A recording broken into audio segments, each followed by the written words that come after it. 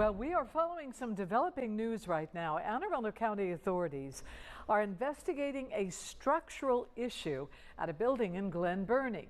Dozens of people have been evacuated, and Drew Aunkst is on your corner at the scene. This is on Ritchie Highway, Drew. So what can you tell us?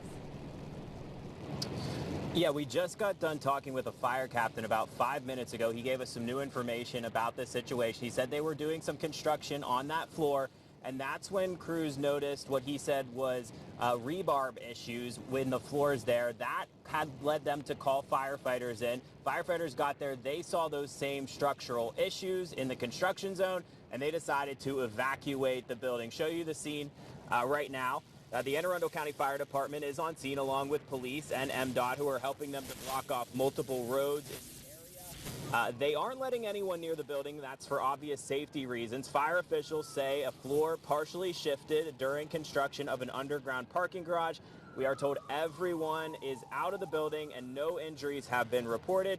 Now, as for the roads, Ritchie Highway still flowing pretty much as normal. There are some police over there just making sure people don't get too close to the building. Crane Highway, which is the highway or the road right here where we are, that is pretty much shut down. That runs behind the building and is shut down between 8th and Georgia Avenues.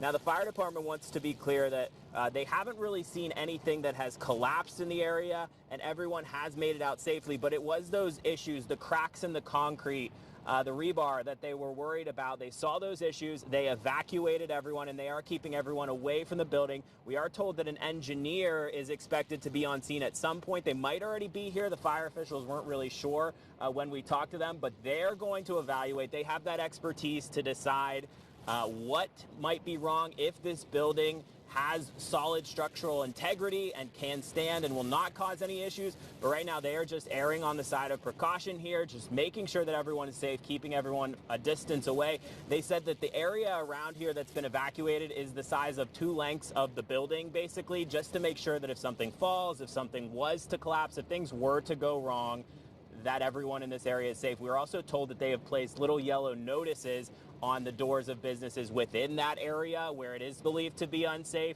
That's just to let people know that it is within range. Now, again, they're still waiting on that engineer to give them the details on that. We did talk to some people in the area. Listen.